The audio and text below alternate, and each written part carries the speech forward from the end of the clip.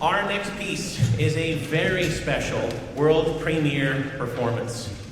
You are going to be the very first audience to hear this piece that has been commissioned by the Mezzanette Concert Band along with a consortium of bands from across North America. I could stand up here and tell you all about the piece, but I'd rather let the composer do that himself. And to talk about this new piece of music, Clock with No Hands, I've been asked to draw your attention to a video message from composer Pete Meechan. Hi everyone, I'm Pete Meechan. I'm the composer of the piece that you're just about to hear, Clock with No Hands. I'm so sorry that I'm not there tonight, but thanks to the wonders of modern technology, I'm able to still introduce the piece to you all right now. I want to start by saying why this was such a special commission for me. As you can tell, I'm not originally from Canada. I come from the UK and I moved over in 2013, and I don't think people over here really knew me or knew my music. And so it was a fairly lonely kind of time at first because it was in the middle of a Saskatchewan winter, and we all know that they're not exactly the most sociable of times.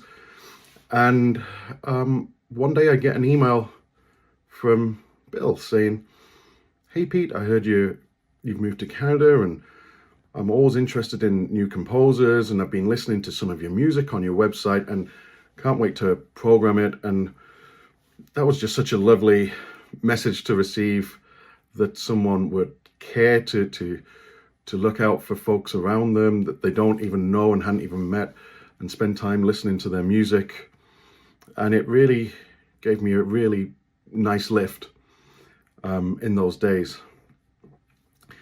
So fast forward to being asked to write this piece. It is, of course, with great sadness that the piece was written.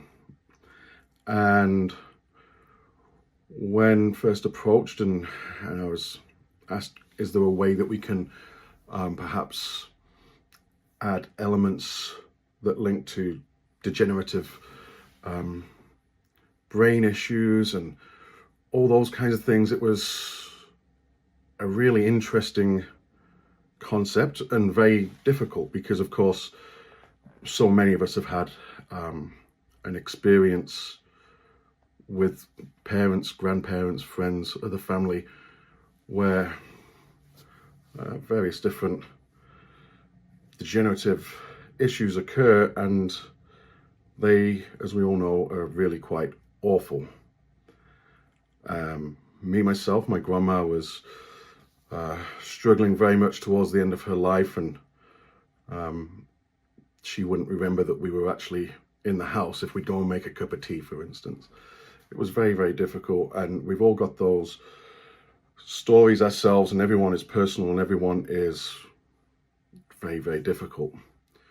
So how can you sort of represent this within the music? There's elements that you'll hear.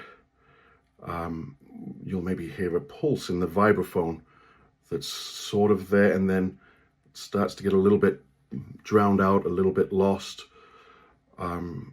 You'll hear a melody that somehow seems like it's comfortable, but then very slightly changes character for just a moment before later in the piece where the melody's still there, but we know it's not quite the way that we like to hear it at the beginning.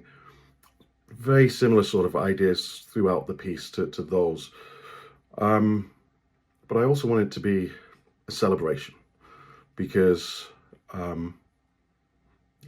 we all have our own personal stories with Bill, and mine is just a small one compared to many of you that will be listening to this.